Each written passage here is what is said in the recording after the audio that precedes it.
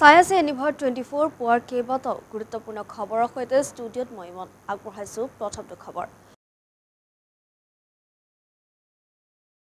ভয়ংকৰ পথ দুৰ্ঘটনা নিয়ন্ত্ৰণ হেৰুৱাই 300 ফুট দ খাৱৈত বাগৰি পৰিল গাড়ী ভৰ্তি টেংকাৰ আৰু ঘটনাস্থলীত নিহত হৈছে 5জনকৈ লোক আহত 4জনকৈ লোক। পুনৰবাৰ জনাইছো এই মুহূৰ্তৰ এক ডাঙৰ খবৰ বুলি ক'ব লাগিব।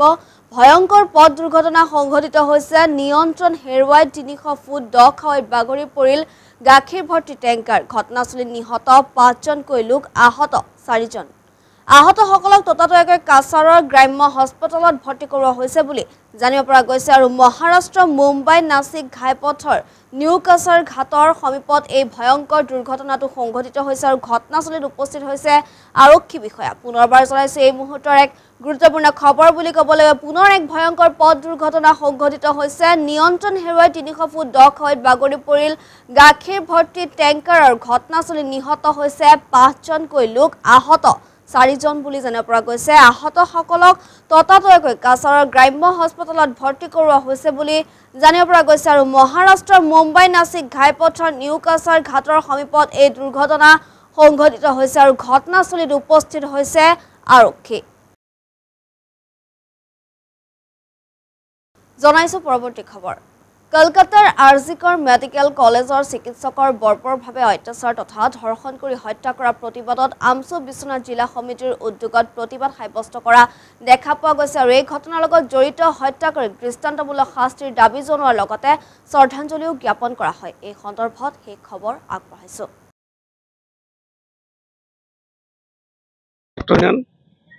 আমচুৰ বিশ্বনাথ জিলা সমিতিয়ে কলিকতাৰ যিগৰাকী চিকিৎসকক বৰ্বৰভাৱে হত্যা কৰি ধৰ্ষণ কৰি হত্যা কৰিলে তাৰ প্ৰতিবাদত আজি আমি বিশ্বনাথ জিলা আমচিয়ে মমবাতি জ্বলাই প্ৰতিবাদ কৰিলোঁ। আৰু এই প্ৰতিবাদৰ জৰিয়তেই আমি কেন্দ্ৰীয় চৰকাৰক দাবী জনাইছোঁ যে এই কালপিতসকলক অতি সোনকালে চিনাক্ত কৰি তেখেতসকলক দৃষ্টান্তমূলক শাস্তি দিব লাগে, তেখেতসকলক ফাঁচি দিব লাগে, যাতে ভাৰতবৰ্ষত যাতে এগৰাকী নাৰীও যাতে এই ধৰণৰ কাণ্ড কাৰখানা আৰু কেতিয়াও যাতে নহয়। আৰু এইটোৱে শেষ কাণ্ড বুলি আমি আমচুৰ ফালৰ পৰা দাবী জনাইছোঁ। আমি কেন্দ্ৰীয় চৰকাৰক দাবী জনাইছোঁ যে অনাগত দিনত আপোনালোকে কৈ থাকে বেটি বচাও বেটি পঢ়াও, কিন্তু এই সবকা সাথ সবকা বিশ্বাস এই শ্লোগান দি আপোনালোকে ভাৰতৰ জনতাক যি আপোনালোকে ঠগবাজি প্ৰবঞ্চনা কৰি আহিছে সেই কথাটো আমি আমচুৰ ফালৰ পৰা আজি স্পষ্টভাৱে আমি প্ৰমাণ পাইছোঁ। গতিকে আমি আপোনালোকক দাবী জনাইছোঁ অনাগত দিনত যাতে ভাৰতবৰ্ষৰ এগৰাকী নাৰী যাতে এই ধৰণৰ ধৰ্ষণৰ বলি নহয় আৰু হত্যাৰ বলি যাতে নহয় তাৰ কাৰণে আমি দাবী জনাইছোঁ কেন্দ্ৰীয় চৰকাৰক। আজি আমি সদৌ অসম সংখ্যালঘু ছাত্ৰ ইউনিয়ন চমুকৈ আমচুৰ বিশ্বনাথ জিলা সমিতিৰ উদ্যোগত আমি বিশ্বনাথ চাৰিআলিৰ মাজমজিয়াত আমাৰ কলকাতাৰ এগৰাকী চিকিৎসকক আমাৰ কিছু নৰপিকাছে অতি কমেও 20জনতকৈও অধিক নৰপিকাছে বৰ্বৰভাৱে ধৰ্ষণ কৰি অমানৱিকভাৱে অত্যাচাৰ কৰি 2-4 দিন আগতে তেখেতক হত্যা কৰিছে। সেই ঘটনাটোক আমি আমচুৱে অতি তীব্ৰ ভাষাৰে নিন্দা কৰিছোঁ। আমি আমচুৱে এই ঘটনাটোক আমি গৰিহণা জনাইছোঁ।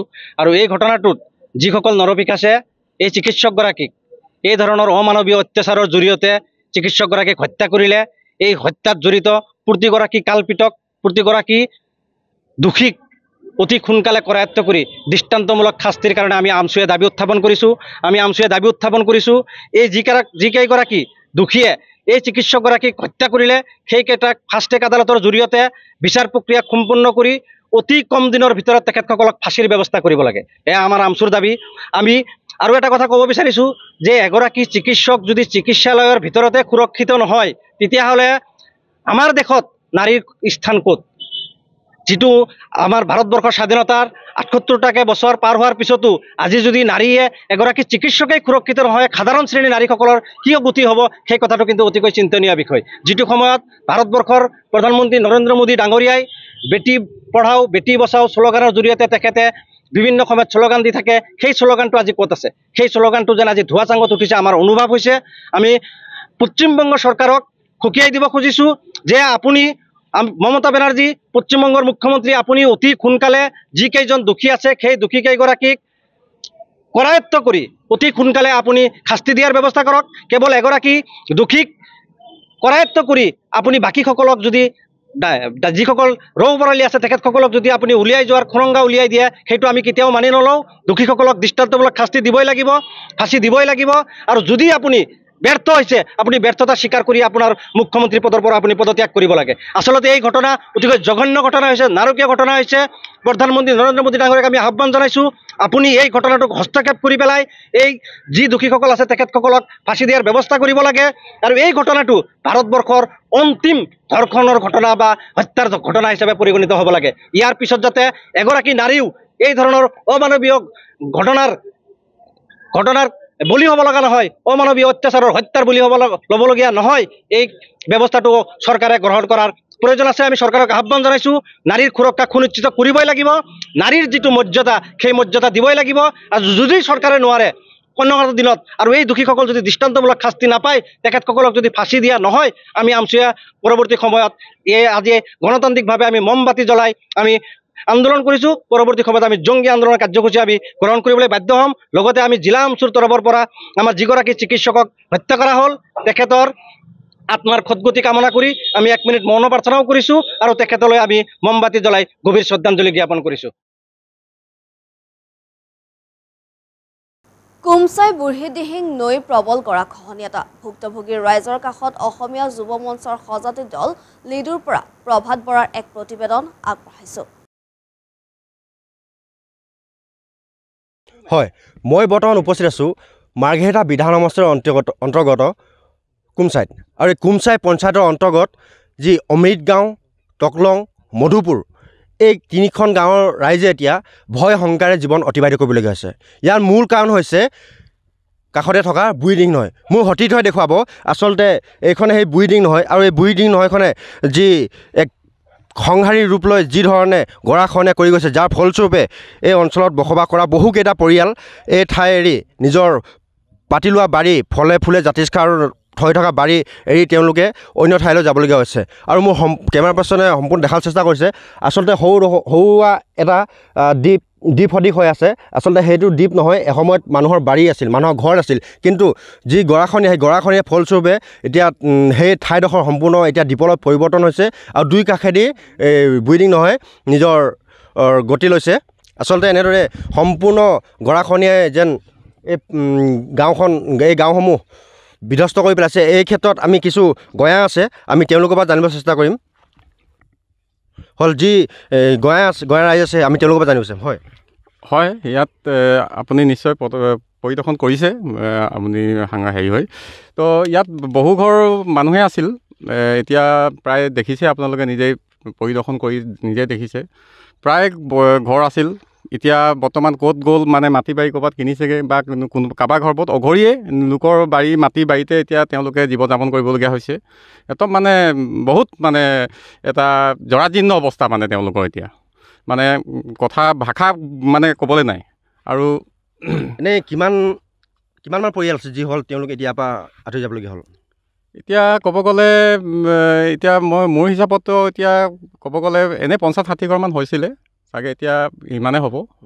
আৰু নিশ্চয় আমাৰ এই বস্তুটোৰ পৰা এতিয়া আমাৰ গোটেই গাঁওকেইখনৰ এটা ভয়ংকৰ মানে এটা হেৰি জাননী আহিছে, মানে ধৰক নাইকিয়াই হ'ব নেকি, সেই তেনেকুৱা মানে এসময়ত এই গাঁওসমূহ সম্পূৰ্ণ বিধ্বস্তলৈ একদম ৰূপান্তৰ হ'ব। মানে স্থানীয় বিধায়ক বা জনপ্ৰতিনিধি তেনেকুৱা ধৰণৰ কোনোবা বিষয়ববীয়াই আজিলৈকে এই গাঁওসমূহ আহি এই গৰাখহনীয়াৰ ক্ষেত্ৰত কিবা আহি পাইছেনে তেওঁলোকে?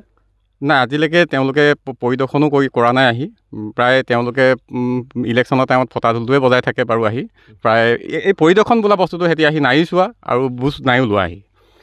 বহুত কাকতি মিনতি কৰিছে ৰাইজে কিছুমানে, আপোনালোকৰ সংবাদ মাধ্যমৰ যোগেদিও, কিন্তু আজিলৈকে মানে নাই হিলা তেওঁলোক।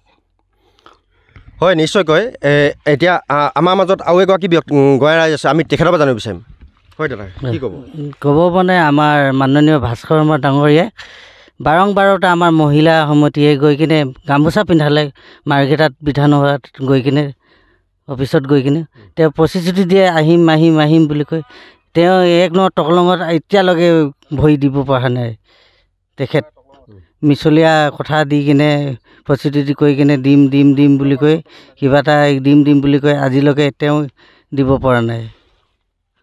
হয়, নিশ্চয়কৈ এই গঞা ৰাইজসকলে এষাৰ কথা উল্লেখ কৰিছে, যিহেতু যি আমাৰ মাৰ্ঘেৰিটা বিধান সমষ্টিৰ যিগৰাকী বিধায়ক মাননীয় ভাস্কৰ শৰ্মা ডাঙৰীয়া তেখেতেও প্ৰতিশ্ৰুতি দিছিল, কিন্তু তেখেতেও আজি পৰ্যন্ত এই গাঁওসমূহত বা এই গৰাখহনীয়াৰ ক্ষেত্ৰত কোনো ধৰণৰ পদক্ষেপ লোৱা নাই আৰু আজি পৰ্যন্ত তেওঁলোকে এই ঠাইডোখৰত আহি পদাৰ্পণ কৰি পেলোৱা নাই। এই ক্ষেত্ৰত অসমীয়া যুৱ মঞ্চৰ কিছু এটা সজাই দল আছে, তেওঁলোকে এই সমস্যাটো সম্পূৰ্ণ বুজ ল'বলৈ বুলি আজি ইয়াত উপস্থিত আমি তেওঁলোকক পোনে জানিব চেষ্টা কৰিম। হয় দাদা, কি ক'ব?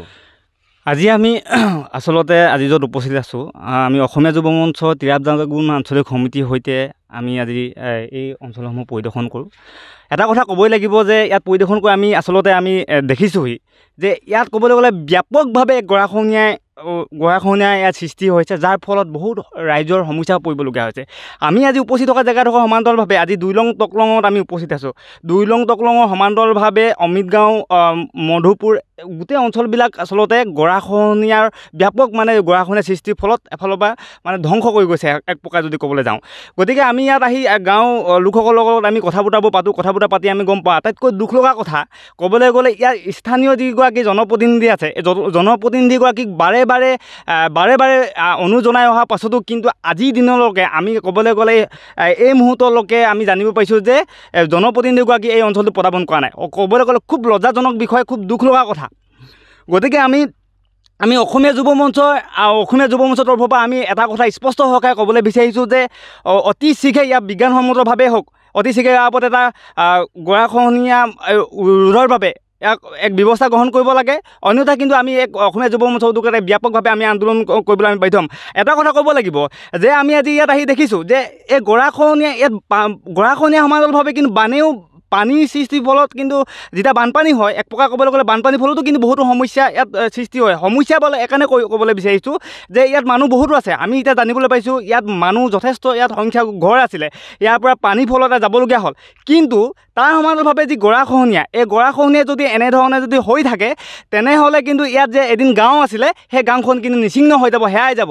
সেইবাবে আজি আপোনালোকৰ সংবাদ মাধ্যমৰ যোগেদি আমি ক'বলৈ বিচাৰিছোঁ, আমি এই অঞ্চলটো পৰিদৰ্শন কৰিছোঁ, গাঁৱৰ লোকসকলৰ লগত কথা বতৰা পাতিছোঁ, আৰু কথা বতৰাবোৰ আমি বুজ লৈ আমাক ৰাইজে আমি জানিবলৈ দিছে আৰু নিজে দেখিছোঁ যে সঁচাকৈ পুনৰবাৰ ক'ব বিচাৰিছোঁ, যদি এনেধৰণে হৈ থাকে তেনেহ'লে কিন্তু ইয়াত এদিন গাঁও আছিলে, এই গাঁওখন কিন্তু নাইকিয়া হৈ যাব। সেয়ে আমি স্পষ্ট হকে আমি দাবী জনাব বিচাৰিছোঁ। যদি অন্যথা কিন্তু যদি নকয় তেনেহ'লে আমি আগন্তুক দিনত অতি শীঘ্ৰে কিন্তু যদি সমস্যাটো সমাধান নকৰে তেনেহ'লে আমি আগন্তুক দিনত এই গঞা ৰাইজক লগত লৈ আমি কিন্তু এই ব্যাপকভাৱে আন্দোলন গঢ়ি তুলিবলৈ বাধ্য হ'ম।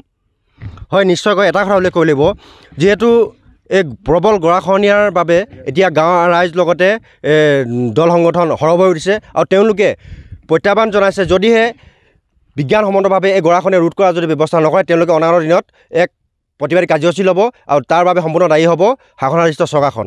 লিডুৰ পৰা প্ৰভাত বৰা প্ৰতিবেদন, এনিভাৰত 24। জনাইছোঁ পৰৱৰ্তী খবৰ। অপহৰণকাৰীলৈ লক্ষ্য কৰি মেঘালয়ত আৰক্ষীৰ গুলীচালনা। দুধনৈ ডামৰা ৰোডত অপহৃত পৰিয়ালৰ পৰা দাবী কৰা ধন নিবলৈ আহোঁতে ঘাপ পিটি মেঘালয় আৰক্ষীয়ে ধৰিবলৈ চেষ্টা কৰোঁতে পলায়ন কৰাৰ সময়তে মেঘালয় আৰক্ষীয়ে অপহৰণকাৰীলৈ লক্ষ্য কৰি গুলীচালনা কৰে। এই সন্দৰ্ভত সেই খবৰ আগবঢ়াইছোঁ। দুধনৈত অপহৰণকাৰীলৈ লক্ষ্য কৰি মেঘালয় আৰক্ষীৰ গুলীচালনা। দুধনৈ ডামৰা ৰোডত অপহৃতৰ পৰিয়ালৰ পৰা দাবী কৰা ধন নিবলৈ আহোঁতেই খাপ পিটি থকা মেঘালয় আৰক্ষীয়ে ধৰিবলৈ চেষ্টা কৰোঁতে পলায়ন কৰাৰ সময়তেই মেঘালয় আৰক্ষীয়ে অপহৰণকাৰীলৈ লক্ষ্য কৰি গুলীচালনা কৰে। কিন্তু ঘটনাস্থলীৰ পৰা পলায়ন কৰিবলৈ সক্ষম হয় অপৰাধীৰ দলটো। কিন্তু কেইবাটাও মোবাইল, এখন স্কুটি জব্দ কৰিবলৈ সক্ষম হৈছে মেঘালয় আৰক্ষীয়ে। জানিব পৰা মতে হাথিনিমাৰী সোনামিয়া বুলি এজন মিস্ত্ৰীক 10 আগষ্টত দুৰ্বৃত্তই অপহৰণ কৰি 7 লাখ টকাৰ ধন দাবী কৰে পৰিয়ালৰ লোকক। ইফালে অপহৰণকাৰীয়ে 13 আগষ্টতেই অপহৃতক হাত ভৰি বান্ধি বকুৰ এটা অঞ্চলত পুখুৰীত পেলাই দিয়ে। কিন্তু সৌভাগ্যক্ৰমে সোনামিয়াই জীৱন ৰক্ষা কৰি নিজ বাসগৃহত উপস্থিত হৈ আৰক্ষীক অৱগত কৰে সমস্ত ঘটনা। ইপিনে অপহৰণকাৰীয়ে অপহৃত জীৱনতে আছে বুলি ধন দাবী কৰি আছিল। শেষত আজি দাবী কৰা ধন নিবলৈ আহিছিল দুৰ্বৃত্ত। খাপ পিটি থকা মেঘালয় আৰক্ষীয়ে ধৰিবলৈ চেষ্টা কৰোঁতে দুৰ্বৃত্তই পলায়ন কৰাত গুলীচালনা কৰে। স্কুটিত আহি আছিল, স্কুটিত একজন আছিল, বাকী মানুহ পিছপিনে আহি ডাইৰেক্ট ফায়াৰিং কৰিছিল। কেইজন মানুহ আছে? মানুহটো ফায়াৰিং কৰা 2-3জন দেখা পাইছে। 2-3জন আছে ফায়াৰিং। 2-3জন মানুহবিলাক ক'ত গ'ল? মানুহবিলাক চিধা ইপিনে দৌৰিছে। কেইটা গুলি কৰিছে? গুলিটো দুটামান কৰিছে। দুটামান কৰিছে। আমি দুটা তিনিটা চাউণ্ড শুনিছোঁ আমি। তিনিটা। দুধনৈৰ পৰা নৱজ্যোতি ৰাভা ৰিপৰ্ট এনিভাৰত 24।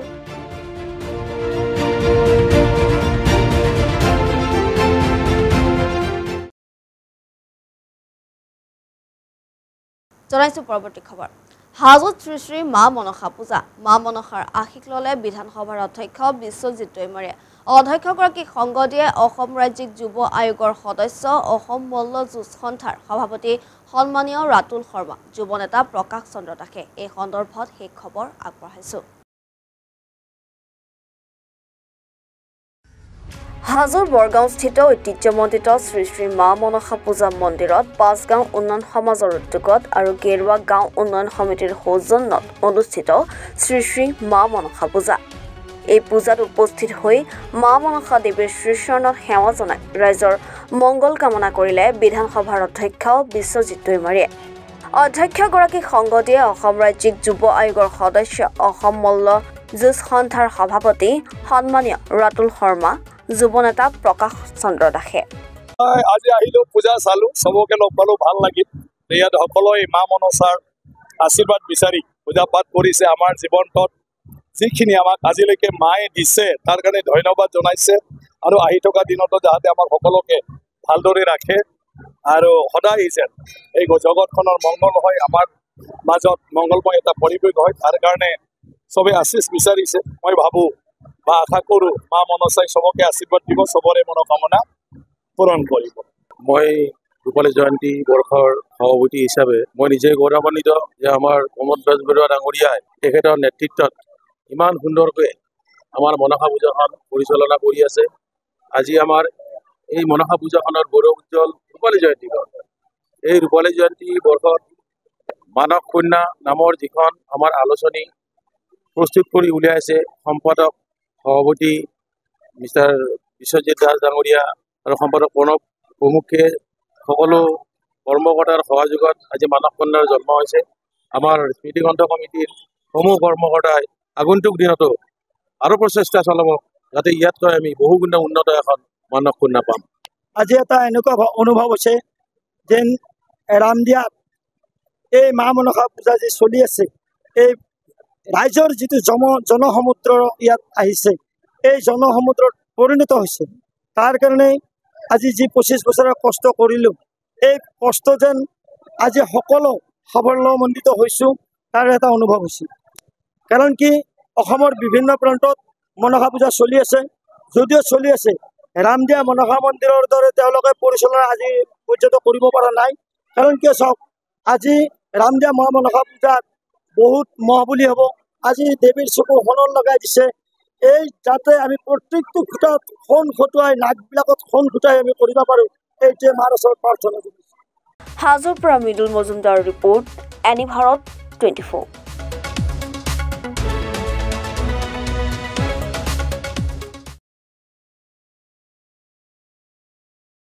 বাতৰি আৰু আছে, ইয়াৰ পূৰ্বে লৈছোঁ চমু বাণিজ্যিক বিৰতি।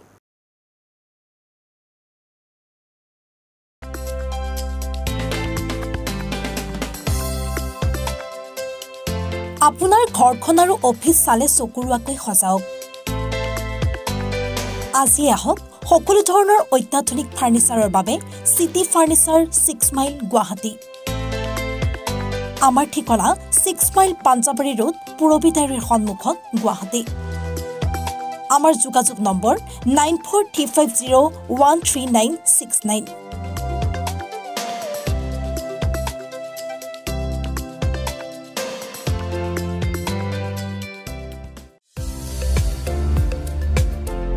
শৰীৰৰ যিকোনো অসুবিধাৰ সন্মুখীন হৈছে নেকি আপুনি? শাৰীৰিক সমস্যাৰ কেৱল আমি দিম। অভিজ্ঞ চিকিৎসকে দিব সুপৰামৰ্শ। প্ৰতি সপ্তাহত থাকিব বিভিন্ন ৰোগৰ বিশেষজ্ঞ চিকিৎসক। চাবলৈ নাপাহৰিব এনিভাৰত 24ৰ বিশেষ অনুষ্ঠান স্বাস্থ্য বিশেষ।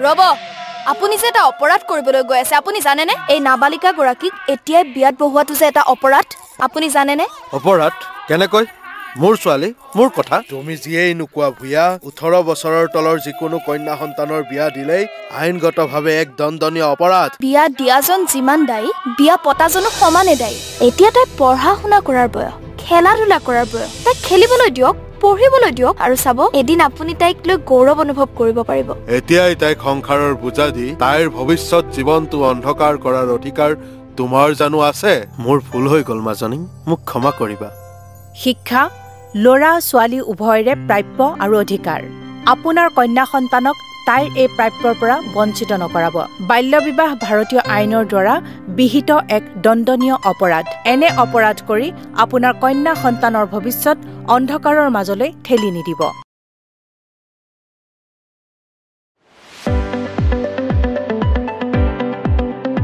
ৰঙাপাৰাবাসীৰ বাবে সুখবৰ আপুনি যদি দুচকীয়া বাহন ল'ব বিচাৰিছে তেন্তে এতিয়াৰে পৰা আৰু চিন্তাৰ কোনো প্ৰয়োজন নাই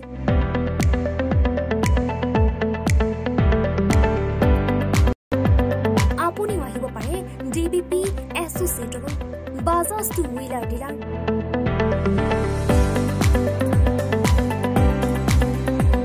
আমাৰ ঠিকনা ৱাৰ্ড নং 8 ঠাকুৰবাৰী ৰোড ডাকঘৰ ৰঙাপাৰা জিলা শোণিতপুৰ আমাৰ যোগাযোগৰ নম্বৰ 9435707133 9707967285285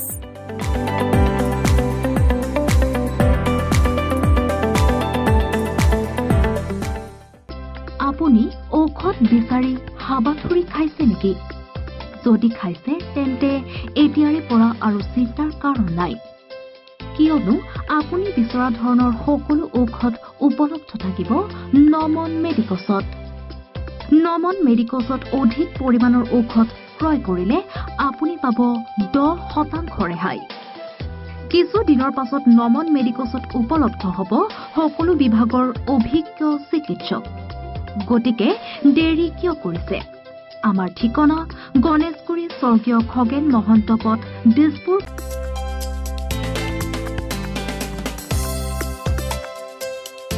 আপোনাৰ ঘৰখন আৰু অফিচ চালে চকুৰুৱাকৈ সজাওক আজি আহক সকলো ধৰণৰ অত্যাধুনিক ফাৰ্নিচাৰৰ বাবে সিটি ফাৰ্নিচাৰ 6 মাইল গুৱাহাটী আমাৰ ঠিকনা 6 মাইল পাঞ্জাবাৰী ৰোড পুৰবিতাৰীৰ সন্মুখত গুৱাহাটী আমাৰ যোগাযোগ নম্বৰ 9435013969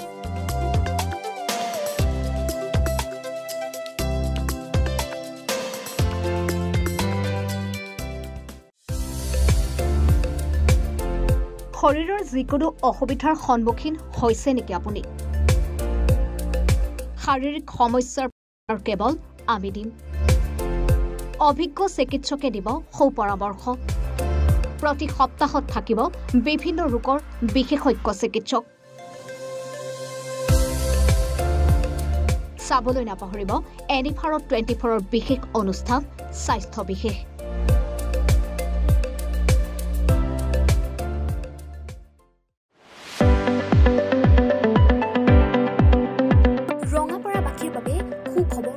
আপুনি যদি দুচকীয়া বাহন ল'ব বিচাৰিছে তেন্তে এতিয়াৰে পৰা আৰু চিন্তাৰ কোনো প্ৰয়োজন নাই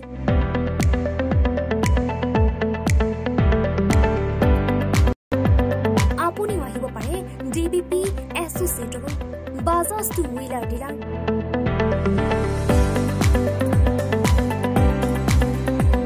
আমাৰ ঠিকনা ৱাৰ্ড নং 8 ঠাকুৰবাৰী ৰোড ডাকঘৰ ৰঙাপাৰা জিলা শোণিতপুৰ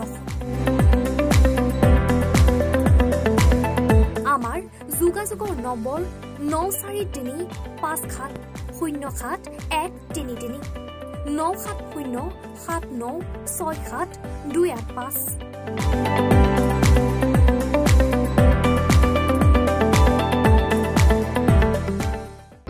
আপুনি ঔষধ বিচাৰি হাবাথুৰি খাইছে নেকি যদি খাইছে তেন্তে এতিয়াৰে পৰা আৰু চিন্তাৰ কাৰণ নাই কিয়নো আপুনি বিচৰা ধৰণৰ সকলো ঔষধ উপলব্ধ থাকিব নমন মেডিকছত। নমন মেডিকছত অধিক পৰিমাণৰ ঔষধ ক্ৰয় কৰিলে আপুনি পাব 10% ৰেহাই। কিছু দিনৰ পাছত নমন মেডিকছত উপলব্ধ হ'ব সকলো বিভাগৰ অভিজ্ঞ চিকিৎসক। গতিকে দেৰি কিয় কৰিছে? আমাৰ ঠিকনা গণেশগুৰি স্বৰ্গীয় খগেন মহন্ত পথ, দিছপুৰ। ৰব, আপুনি যে এটা অপৰাধ কৰিবলৈ গৈ আছে, আপুনি জানেনে? এই নাবালিকা গৰাকীক এতিয়াই বিয়াত বহোৱাটো যে এটা অপৰাধ, আপুনি জানেনে? অপৰাধ কেনেকৈ? মোৰ ছোৱালী, মোৰ কথা। তুমি যিয়েই নোকোৱা ভূঞা, 18 বছৰৰ তলৰ যিকোনো কন্যা সন্তানৰ বিয়া দিলেই আইনগতভাৱে এক দণ্ডনীয় অপৰাধ। বিয়া দিয়াজন যিমান দায়ী, বিয়া পতাজনো সমানে দায়ী। এতিয়া তাই পঢ়া শুনা কৰাৰ বয়স, খেলা ধূলা কৰাৰ বয়স। তাইক খেলিবলৈ দিয়ক, পঢ়িবলৈ দিয়ক, আৰু চাব এদিন আপুনি তাইক লৈ গৌৰৱ অনুভৱ কৰিব পাৰিব। এতিয়াই তাইক সংসাৰৰ বোজা দি তাইৰ ভৱিষ্যত জীৱনটো অন্ধকাৰ কৰাৰ অধিকাৰ তোমাৰ জানো আছে? মোৰ ভুল হৈ গ'ল মাজনী, মোক ক্ষমা কৰিবা। শিক্ষা ল'ৰা ছোৱালী উভয়ৰে প্ৰাপ্য আৰু অধিকাৰ। আপোনাৰ কন্যা সন্তানক তাইৰ এই প্ৰাপ্যৰ পৰা বঞ্চিত নকৰাব। বাল্য বিবাহ ভাৰতীয় আইনৰ দ্বাৰা বিহিত এক দণ্ডনীয় অপৰাধ। এনে অপৰাধ কৰি আপোনাৰ কন্যা সন্তানৰ ভৱিষ্যত অন্ধকাৰৰ মাজলৈ ঠেলি নিদিব।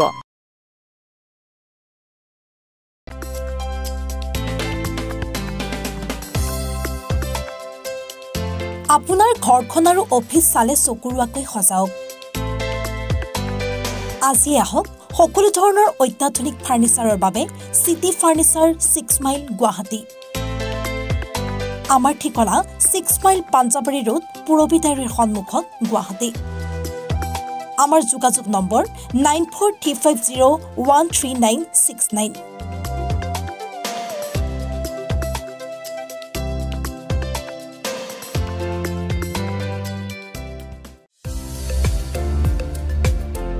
শৰীৰৰ যিকোনো অসুবিধাৰ সন্মুখীন হৈছে নেকি আপুনি? শাৰীৰিক সমস্যাৰ কেৱল আমি দিম। অভিজ্ঞ চিকিৎসকে দিব সুপৰামৰ্শ। প্ৰতি সপ্তাহত থাকিব বিভিন্ন ৰোগৰ বিশেষজ্ঞ চিকিৎসক। চাবলৈ নাপাহৰিব এনিফাৰত 24ৰ বিশেষ অনুষ্ঠান স্বাস্থ্য বিশেষ।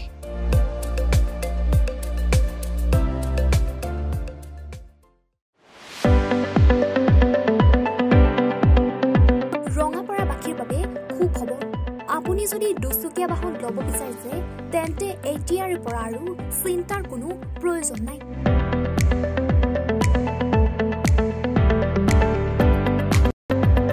আপুনিও আহিব পাৰে DBP এছ'চিয়েটৰ বাজাজ টু হুইলাৰ ডিলাৰ।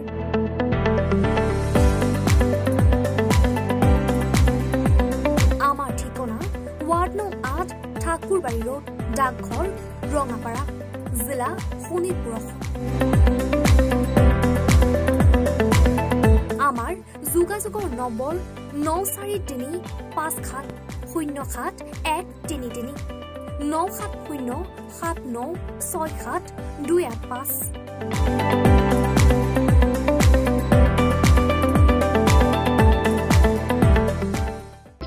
আপুনি ঔষধ বিচাৰি হাবাথুৰি খাইছে নেকি? যদি খাইছে তেন্তে এতিয়াৰে পৰা আৰু চিন্তাৰ কাৰণ নাই, কিয়নো আপুনি বিচৰা ধৰণৰ সকলো ঔষধ উপলব্ধ থাকিব নমন মেডিকছত। নমন মেডিকছত অধিক পৰিমাণৰ ঔষধ ক্ৰয় কৰিলে আপুনি পাব 10% ৰেহাই।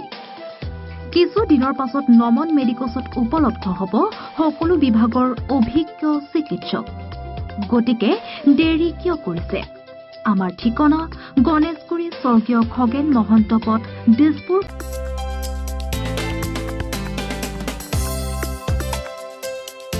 আপোনাৰ ঘৰখন আৰু অফিচ চালে চকুৰোৱাকৈ সজাওক।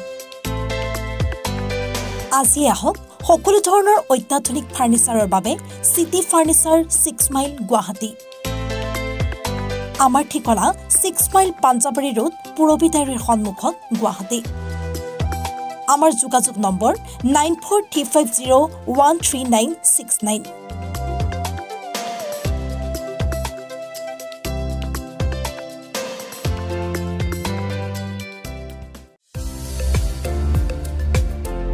শৰীৰৰ যিকোনো অসুবিধাৰ সন্মুখীন হৈছে নেকি আপুনি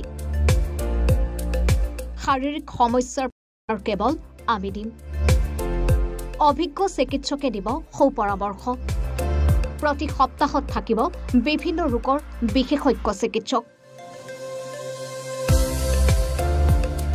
চাবলৈ নাপাহৰিব এনিফাৰত 24ৰ বিশেষ অনুষ্ঠান স্বাস্থ্য বিশেষ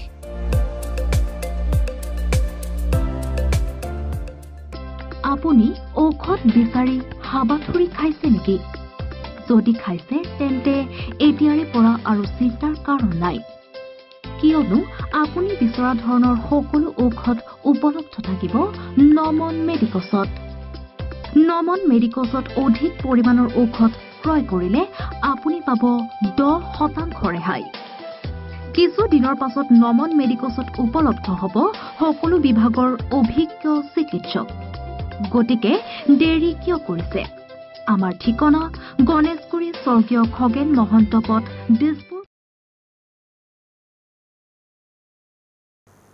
বিৰতিৰ পিছত উভতি আহিছো পুনৰ বাতৰিৰ মাজলৈ জনাইছো পৰৱৰ্তী খবৰ আজি আকাশত দেখা যাব ব্লু মুনৰ সমান্তৰালভাৱে দেখা যাব সুপাৰ মুন আজি বৃহৎ আকাৰত দেখা যাব এই জোনটো পুনৰবাৰ জনাইছো এই মুহূৰ্তৰ এক গুৰুত্বপূৰ্ণ খবৰ বুলি ক'ব লাগিব কিয়নো আজি আকাশত দেখা যাব ব্লু মুন আৰু ব্লু মুনৰ সমান্তৰালভাৱে দেখা যাব সুপাৰ মুন আজি বৃহৎ আকাৰত দেখা যাব জোনটো আজি পৃথিৱীৰ ওচৰ চাপিব জোনটো এটা দশকত এবাৰ দুবাৰহে এনে মহাজাগতিক পৰিঘটনা হোৱা দেখা পোৱা যায় পুনৰবাৰ জনাইছো আজি এক বিৰল মহাজাগতিক পৰিঘটনা হ'বলৈ গৈ আছে কিয়নো আজি আকাশত দেখা যাব ব্লু মুন আৰু ব্লু মুনৰ সমান্তৰালভাৱে দেখা যাব সুপাৰ মুন আজি বৃহৎ আকাৰত দেখা যাব জোনটো আৰু পৃথিৱীৰ ওচৰ চাপিব জোনটো আৰু এটা দশকত এবাৰ দুবাৰ এনে মহাজাগতিক পৰিঘটনা সংঘটিত হয়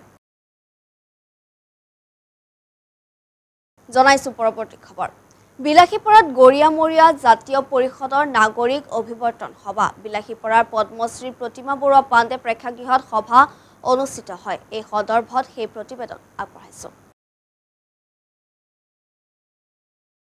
সদৌ অসম গৰিয়ামৰীয়া দেশী জাতীয় পৰিষদে আদি কমতাপুৰ স্বায়ত্তশাসিত পৰিষদক লৈ এখন বিশেষ নাগৰিক অভিৱৰ্তন অনুষ্ঠিত কৰিছিল আমি সদৌ অসম নাটযোগী ছাত্ৰ সন্থাই তাত অংশগ্ৰহণ কৰিছোঁ আৰু বিশেষকৈ যিখন প্ৰস্তাৱিত কমতাপুৰ স্বায়ত্তশাসিত পৰিষদত এই স্বায়ত্তশাসিত পৰিষদখনত অবিভক্ত গোৱালপাৰা জিলাত বসবাস কৰা যিসমূহ দেশী জনগোষ্ঠীয় লোক আছে এই দেশী জনগোষ্ঠীৰ লোকসকলক তাত এই কমতাপুৰ স্বায়ত্তশাসিত পৰিষদৰ ভিতৰত আওতালৈ আনি পেলাই তেওঁলোকৰ যাতে সকলো ধৰণৰ সাংবিধানিক অধিকাৰ বিশেষকৈ ভূমিৰ অধিকাৰ ৰাজনৈতিক অধিকাৰ সুৰক্ষিত থাকে সেই বিষয়ে আজি কথা বতৰা হ'ল আমিও সেই একেখিনিয়ে দাবী উত্থাপন কৰিছোঁ যে যিহেতুকে দেশী জনগোষ্ঠীসকল অবিভক্ত গোৱালপাৰা জিলাত প্ৰতিখন ঠাইতে আছে প্ৰত্যেকটো অঞ্চলতে আছে গতিকে তেওঁলোকৰ যাতে সকলো অধিকাৰ সুনিশ্চিত থাকে কমতাপুৰ স্বায়ত্তশাসিত পৰিষদখনত তাক আমি দাবী জনাইছোঁ আৰু বিশেষকৈ যিখন চৰকাৰৰ লগত আলোচনা হৈছিল সেই আলোচনাত সমষ্টি গঠন কৰা সন্দৰ্ভত হৈছিল গতিকে এই গৰিয়ামৰীয়া দেশী জাতীয় পৰিষদৰ সকলোবোৰ সংগঠনৰ লগত আলোচনা কৰি যাতে এই সমষ্টিবোৰ গঠন কৰে তাৰ কাৰণে আমি আহ্বান জনাইছোঁ বিলাসীপাৰা জিলা গৰিয়ামৰীয়া দেশী জাতীয় পৰিষদৰ উদ্যোগত আজি প্ৰতিমা পাণ্ডে বৰুৱা প্ৰেক্ষাগৃহত এখনি নাগৰিক অভিৱৰ্তন পতা হৈছিল আৰু নাগৰিক অভিৱৰ্তনখন পতাৰ লক্ষ্য আছিলে যে আমি বৰ্তমান সময়ত আমাৰ যি জনগোষ্ঠীয় লোকসকল আছে আমাৰ অভিভাৱকসকল আছে আমি তেওঁলোকৰ পৰামৰ্শ লোৱাৰ স্বাৰ্থত আমি এই নাগৰিক অভিৱৰ্তন আমি অনুষ্ঠিত কৰিছিলোঁ আৰু ৰাইজৰ বিপুল সঁহাৰি সুন্দৰ পৰামৰ্শ আগবঢ়াইছে আৰু বৰ্তমান সময়ত কমতাপুৰ স্বায়ত্ত পৰিষদত আমি অন্তৰ্ভুক্ত হ'ম নে নহ'ম তাৰ ওপৰত আমাৰ শ্ৰদ্ধাৰ নাগৰিকসকলে শ্ৰদ্ধাৰ ব্যক্তিসকলে আমাক পৰামৰ্শ আগবঢ়াইছে যে আমি তাত থাকিম কিন্তু আমাৰ তাত ৰাজনৈতিক অধিকাৰ ভূমি অধিকাৰ অন্যান্য অধিকাৰ আমাৰ সাব্যস্ত হ'লে আমি নিশ্চিতভাৱে তাত থাকিম আৰু আমি এতিয়া আহ্বান জনাইছোঁ চৰকাৰক যে আমি তাত থকাটোত আমাৰ কোনো ধৰণৰ তাত বাধা নাই আমাৰ ৰাইজৰ সমৰ্থন আছে আমাৰ সমৰ্থন আছে কিন্তু কমতাপুৰ স্বায়ত্ত পৰিষদত যি আমাৰ গৰিয়া আৰু দেশী জনগোষ্ঠীৰ লোক অন্তৰ্ভুক্ত হ'ব গৰিয়াসকলৰ যিহেতু জনসংখ্যা কম তেওঁলোকক অন্ততঃ কোনো দুই এজন প্ৰতিনিধি নিৰ্বাচন কৰাৰ ব্যৱস্থা থাকিব লাগে আৰু দেশী জনগোষ্ঠী এটা বৃহৎ জনগোষ্ঠী আছে আৰু তাত বহু লোক আছে আৰু সেই জনবিন্যাসৰ অনুযায়ী তেওঁলোকক তাত আসনৰ ব্যৱস্থা গ্ৰহণ কৰিব লাগিব তাৰ লগে লগে তাত যিসমূহ সমস্যাত আপোনাৰ যিবিলাক নীতি থাকিব সকলো নীতিৰ অন্তৰত ৰাখি গৰিয়া আৰু দেশী জনগোষ্ঠীক অন্তৰ্ভুক্ত কৰি কমতাপুৰ স্বায়ত্ত পৰিষদত থকাৰ আমি প্ৰস্তাৱ গ্ৰহণ কৰিছোঁ আৰু অনাগত দিনত নিশ্চিতভাৱে চৰকাৰৰ লগত আলোচনা থাকিব কমতাপুৰ স্বায়ত্ত পৰিষদৰ লগত আলোচনা থাকিব আৰু আলোচনাৰ মাধ্যমেৰে আমি আমাৰ জনগোষ্ঠীকেইটাক আমি ৰাজনৈতিক অধিকাৰ ভূমি অধিকাৰ দি আমি কেনেকৈ প্ৰতিষ্ঠা কৰিব পাৰোঁ তাৰ ওপৰত নিশ্চিতভাৱে আলাপ আলোচনা থাকিব। অসমৰ মুখ্যমন্ত্ৰী সন্মানীয় ডক্টৰ হিমন্ত বিশ্ব শৰ্মা ডাঙৰীয়াৰ লগতে পাৰ্লিয়ামেণ্টাৰী এফেয়াৰ্ছ মিনিষ্টাৰ সন্মানীয় পীযুষ হাজৰিকা ডাঙৰীয়ক আমি এই সভাৰ যোগেদি আপোনালোকৰ যোগেদি এই সভাৰ পৰা আমি অৱগত কৰিব বিচাৰিছোঁ যে যিখন বৃহত্তৰ কমতাপুৰ গঠন হ'ব গৈ আছে তাত প্ৰায় দেশী মানুহে 58% জনসংখ্যা তাত অন্তৰ্ভুক্ত হ'ব। সেইকাৰণে দেশী মানুহক বাদ দি কমতাপুৰ গঠন কেতিয়াও হ'ব নোৱাৰে আৰু এইখন কমতাপুৰত যেতিয়া এইটো ইংৰাজীয়ে প্ৰথম চেঞ্চাছ কৰিছিলে তেতিয়া দেখা গৈছিলে ইয়াত দুটা জনগোষ্ঠীৰ মানুহ পোৱা গৈছিলে। এটা কোৱা হৈছিলে কোচ হিন্দু আৰু এটা কোৱা হৈছিলে কোচ মুছলিম। কোচ হিন্দুখিনি ৰাজবংশী আৰু কোচ মুছলিমখিনি হ'ল দেশী মুছলিম। সেইকাৰণে দেশী মুছলিমক বাদ দি কেতিয়াও কমতাপুৰ গঠন হ'ব নোৱাৰে। আজি সভা আমৰা বিশেষকৈ এই প্ৰতিমা পাণ্ডে প্ৰেক্ষাগৃহত আমি আজি যি নাগৰিক অভিৱৰ্তন পাতিলোঁ ইয়াত এটা কথা স্পষ্ট হৈছে দেশী মানুহখিনিয়ে কমতাপুৰৰ লগত থাকিব বিচাৰিছে কিন্তু ইয়াত ইহঁতৰ সাংবিধানিক ইহঁতৰ শিক্ষা ৰাজনৈতিক ভূমি অৰ্থনৈতিক সকলো সাংস্কৃতিক অধিকাৰ স্পষ্ট হ'ব লাগিব। লগতে ইয়াত বসবাস কৰা বাকী খিলঞ্জীয়া জনগোষ্ঠী নাথযোগী কলিতা সকলোৰে সুনিশ্চিত কৰি বৃহত্তৰ কমতাপুৰ গঠন কৰা হওক আৰু দেশীসকলৰ কাৰণে 25% আসন ইতিমধ্যে আমি মুখ্যমন্ত্ৰী ডাঙৰীয়াক এখন স্মাৰকপত্ৰৰ যোগেদি আমি জনাইছোঁ আৰু গৰিয়াৰ কাৰণে এটা নমিনেটেড চিট বিচাৰিছোঁ। সেই কথাটো মুখ্যমন্ত্ৰী ডাঙৰীয়াক আপোনালোকৰ যোগেদি আজি আকৌ অৱগত কৰিব বিচাৰিছোঁ যে এই চিট আৰু আসনৰ কাৰণে এইটো বিবেচনা কৰা হওক। জনাইছো পৰৱৰ্তী খবৰ। ছাত্ৰ ছাত্ৰীৰ ধন লুণ্ঠন কৰি চকী হেৰুৱালে তেজপুৰৰ চন্দ্ৰনাথ শৰ্মা উচ্চতৰ মাধ্যমিক বিদ্যালয়ৰ অধ্যক্ষা মীনাক্ষী গোস্বামীয়ে। দুৰ্নীতি অনিয়মে শিক্ষক সমাজক লজ্জানত কৰা মীনাক্ষী বাইদেউৰ কাহিনী দেখি শিক্ষা বিভাগে কঠোৰ নীতি গ্ৰহণ কৰাৰ দায়িত্বৰ পৰা অপসাৰণ কৰে। চাওক আমাৰ এক প্ৰতিবেদন। চকী হেৰুৱালে মীনাক্ষী গোস্বামীয়ে। নামভৰ্তিৰ নামত ধন তুলি বিপদত। এনিভাৰত 24 উদঙাই দিছিল লুণ্ঠনৰ কাহিনী। অৱশেষত চকী হেৰুৱাবলগীয়া হ'ল দুৰ্নীতিগ্ৰস্ত অধ্যক্ষ মীনাক্ষী গোস্বামীয়ে। তেজপুৰৰ চন্দ্ৰনাথ শৰ্মা উচ্চতৰ মাধ্যমিক বিদ্যালয়ৰ পৰা অৱসৰ গ্ৰহণ কৰাৰ পিছতো দিছপুৰৰ আশীৰ্বাদত পুনৰ অধ্যক্ষৰূপে নিযুক্তি লাভ কৰিছিল মীনাক্ষী গোস্বামীয়ে। অধ্যক্ষৰ আসন এৰিব নিবিচৰা মীনাক্ষী বাইদেৱে পিছে এইবাৰ চকী হেৰুৱাবলগীয়া হ'ল। মীনাক্ষী বাইদেউ দুৰ্নীতিৰ দস্তাবেজ দিছপুৰৰ হাতত পৰাৰ পিছতেই শিক্ষা বিভাগে এক কঠোৰ নিৰ্দেশনা জাৰি কৰি তাৎক্ষণিকভাৱে অধ্যক্ষৰ আসনৰ পৰা অপসাৰণ কৰে। শিক্ষাৰ্থীৰ নামভৰ্তিৰ নামত ধন সংগ্ৰহ কৰাৰ পৰা আৰম্ভ কৰি নানা দুৰ্নীতিৰ অভিযোগ থকা বাইদেৱে সৰস্বতী পূজা শংকৰদেৱৰ তিথি স্বাধীনতা দিৱস পালনৰ নামতো ধন সংগ্ৰহ কৰাৰ অভিযোগ আছিল। ৰাষ্ট্ৰপতিৰ পৰা কৃতি শিক্ষকৰ বঁটা লাভ কৰা মীনাক্ষী গোস্বামীয়ে সামৰিব পৰা নাছিল ধনৰ মোহ। এনিভাৰত 24 উদঙাই দিছিল বাইদেউৰ কুকীৰ্তিৰ সমস্ত কাহিনী। ইয়াৰ পিছতে তদন্ত আৰম্ভ কৰিছিল শিক্ষা বিভাগে। ছাত্ৰ ছাত্ৰীৰ নামভৰ্তিৰ ধন ৰাখিছিল নিজৰ একাউণ্টত। হিচাপ দিব পৰা নাই 19 লাখ টকাৰ। তদন্তত মীনাক্ষী বাইদেউৰ দুৰ্নীতি উন্মোচিত। কীৰ্তি শিক্ষয়িত্ৰীৰ পোছাক পিন্ধা মীনাক্ষী গোস্বামীয়ে লুণ্ঠন কৰিছিল ছাত্ৰ ছাত্ৰীৰ নামভৰ্তিৰ নামত সংগ্ৰহ কৰা ধন। 2009 চনৰ শিক্ষা অধিকাৰ আইন অনুসৰি শিক্ষা বিনামূলীয়া কৰা হৈছে। ইয়াৰ পিছতো ধন ঘটাৰ স্বাৰ্থত চন্দ্ৰনাথ শৰ্মা উচ্চতৰ মাধ্যমিক বিদ্যালয়ৰ অধ্যক্ষ মীনাক্ষী বাইদেৱে নামভৰ্তিৰ নামত ধন সংগ্ৰহ কৰি গৈছে। 2018 চনত 2,42,000 টকা, 2019 চনত 2,71,000, 2021 চনত 4,21,000, 2022 চনত 4,45,000 আৰু 2023 চনত 5,28,000 টকা নামভৰ্তিৰ নামত সংগ্ৰহ কৰিছিল মীনাক্ষী গোস্বামীয়ে। পিছে মুঠ 19 লাখ টকাৰ হিচাপ দিব পৰা নাই। বিদ্যালয়ৰ পৰিৱৰ্তে নিজৰ একাউণ্টত ধন জমা ৰখা বাইদেউৰ কাহিনী এনিভাৰত 24 পোহৰলৈ অনাৰ পিছতে শিক্ষা বিভাগে তদন্ত কৰি সত্য প্ৰমাণিত কৰে। ইয়াৰ পিছতে শিক্ষা বিভাগে মীনাক্ষী গোস্বামীক দায়িত্বৰ পৰা অপসাৰণ কৰে। মীনাক্ষী গোস্বামীৰ শাস্তি এতিয়া কি হয় তাক সময়হে ক'ব। ব্যুৰো ৰিপৰ্ট, এনিভাৰত 24।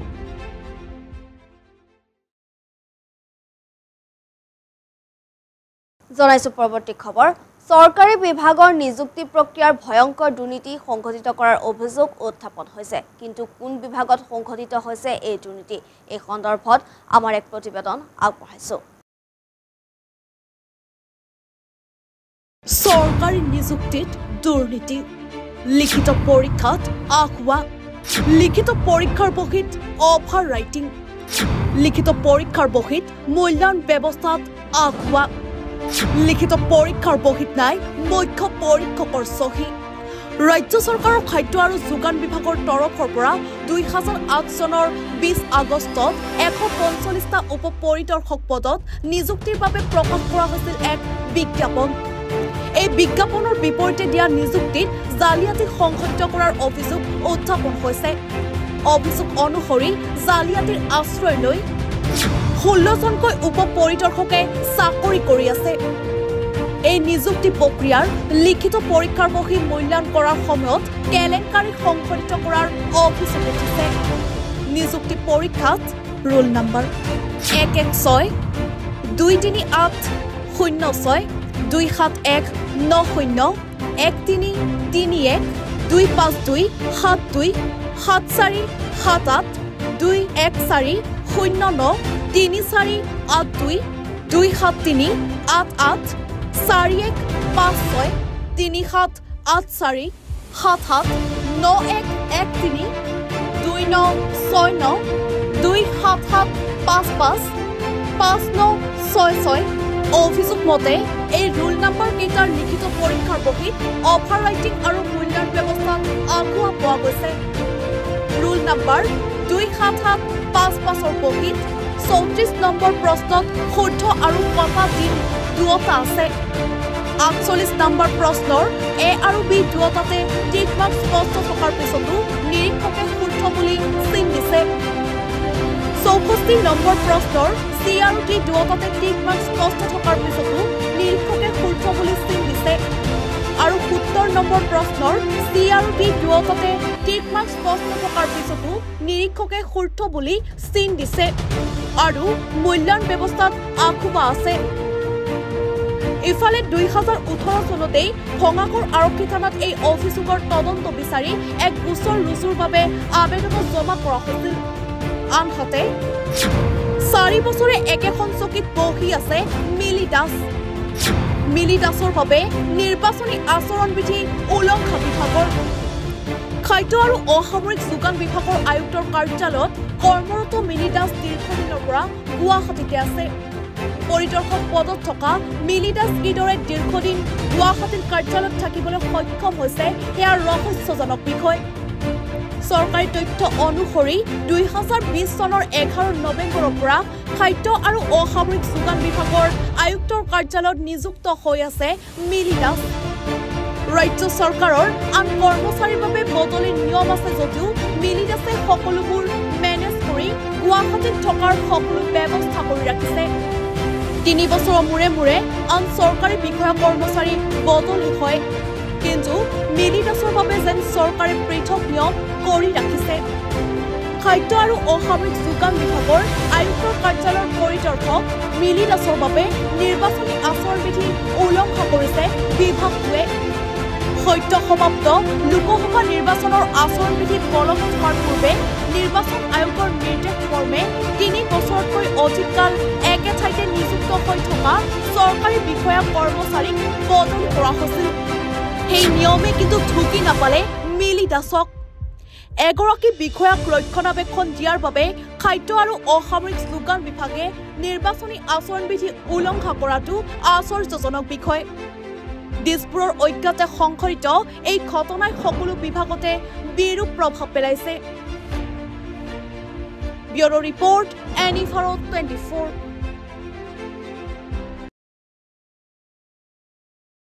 জনাইছো পৰৱৰ্তী খবৰ আজি আকৌ শুনক লোক নিৰ্মাণ বিভাগৰ কাহিনী অনিয়ম অনীতিৰে ডিঙিলৈকে পুত গৈ থকা বিভাগটোৰ কথা কৈ শেষ কৰিব নোৱাৰি অনিয়মৰ ভৰত ধাৰাসায়ী হৈ পৰিছে বিভাগটো কি হৈ আছে লোক নিৰ্মাণ বিভাগত জানিবলৈ চাওক আমাৰ এক প্ৰতিবেদন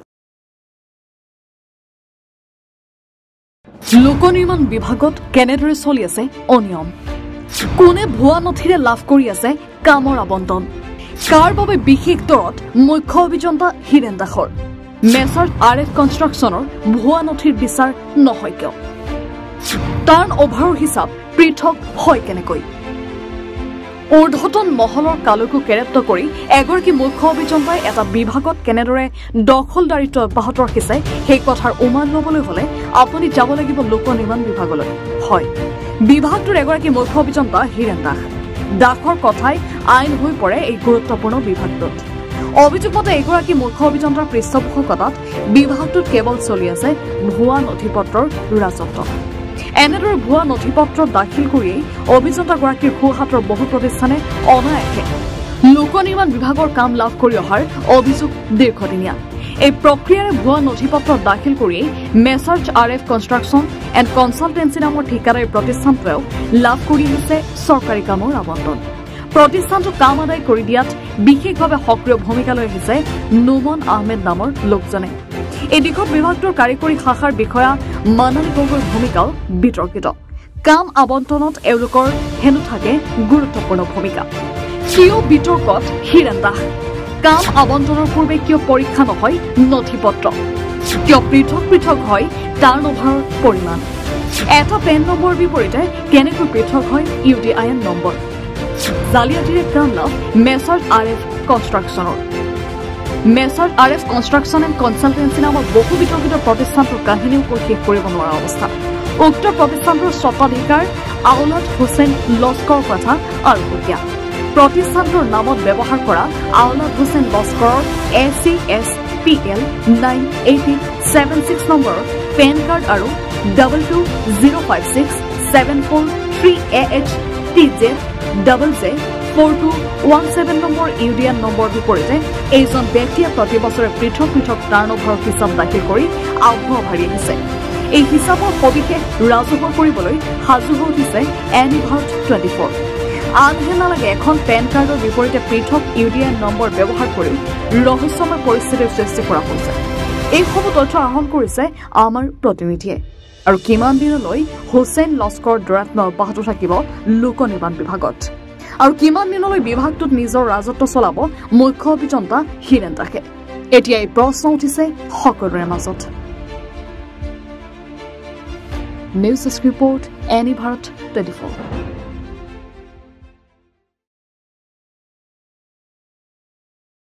শেষৰটো প্ৰতিবেদন আগবঢ়াই পোৱাৰ খবৰৰ পৰা মই ইমন দাসে বিদায় মাগিছো। পৰৱৰ্তী বা বাতৰিৰ বাবে চাই থাকিব এনি ভাৰত 24।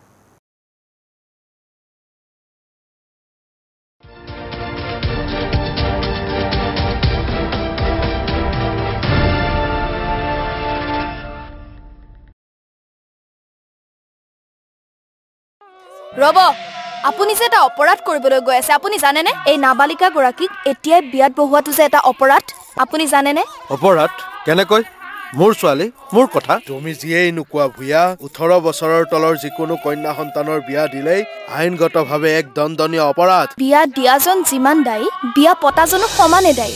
এতিয়া তাই পঢ়া শুনা কৰাৰ বয়স, খেলা ধূলা কৰাৰ বয়স। তাইক খেলিবলৈ দিয়ক, পঢ়িবলৈ দিয়ক, আৰু চাব এদিন আপুনি তাইক লৈ গৌৰৱ অনুভৱ কৰিব পাৰিব। এতিয়াই তাইক সংসাৰৰ বোজা দি তাইৰ ভৱিষ্যত জীৱনটো অন্ধকাৰ কৰাৰ অধিকাৰ তোমাৰ জানো আছে? মোৰ ভুল হৈ গ'ল মাজনী, মোক ক্ষমা কৰিবা। শিক্ষা ল'ৰা ছোৱালী উভয়ৰে প্ৰাপ্য আৰু অধিকাৰ। আপোনাৰ কন্যা সন্তানক তাইৰ এই প্ৰাপ্যৰ পৰা বঞ্চিত নকৰাব। বাল্য বিবাহ ভাৰতীয় আইনৰ দ্বাৰা বিহিত এক দণ্ডনীয় অপৰাধ। এনে অপৰাধ কৰি আপোনাৰ কন্যা সন্তানৰ ভৱিষ্যত অন্ধকাৰৰ মাজলৈ ঠেলি নিদিব। নমস্কাৰ, মই অজয় ফুকন আৰু এইখিনিতে সমূহ এনি ভাৰত চেনেলটোৰ যিসকল কৰ্মকৰ্তা আছে সকলোৰে মোৰ ফালৰ পৰা শুভেচ্ছা জ্ঞাপন কৰিছোঁ। অসমৰ আচলতে সংবাদ জগতত নতুনকৈ আচলতে এটি আত্মপ্ৰকাশ ঘটিছে আমাৰ নিউজ চেনেল এনি ভাৰত। আৰু এনি ভাৰতৰ এটা খুব ধুনীয়া এটা অনুষ্ঠান হ'বলৈ গৈ আছে। সকলোৱে জানে, আমাৰ সকলোৰে মৰমৰ হাৰ্টথ্ৰব জুবিন গাৰ্গৰ গানে কি আনে, আচলতে জুবিনদাৰ সেই গীতৰ আধাৰত আমাৰ হিৰুদাই লিখা সেই গীতটি গানে কি আনে, এই গানে কি আনে নামৰ এটি তেওঁলোকে সাংগীতিক ৰিয়েলিটি শ্ব' কৰিবলৈ গৈ আছে।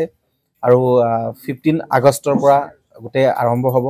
প্ৰথম অডিশ্যন অসমৰ ধেমাজি জিলাত আৰম্ভ কৰিব। গতিকে সমূহ যিসকল প্ৰতিভা আছে, যিসকলে গান ভাল পায়, যিসকলে তেওঁলোকৰ নিজৰ প্ৰতিভা আচলতে দেখুৱাব বিচাৰে, এই ৰিয়েলিটি শ্ব'ত গানে কি আনে এই প্ৰতিযোগিতাত অংশগ্ৰহণ কৰক আৰু খুব ধুনীয়া আপোনালোকে সুবৰ্ণ সুযোগ লাভ কৰিব। লগতে ইয়াতে পুৰস্কাৰ আছেই, বিভিন্ন ধৰণৰ উপহাৰো আপোনালোকে লাভ কৰিব। আৰু লগতে এগৰাকী প্ৰতিষ্ঠিত আচলতে এগৰাকী শিল্পী হিচাপে অসমৰ সাংস্কৃতিক জগত আপোনালোক প্ৰতিষ্ঠা লাভ কৰিব। গতিকে গোটেই অনুষ্ঠানটোলৈ মোৰ ফালৰ পৰা শুভকামনা থাকিল আৰু লগতে এই অনুষ্ঠানটোত আপোনালোকে অংশগ্ৰহণ কৰিব। আমিও আছোঁ আৰু সকলোকে আমি লগ পাম। ধন্যবাদ।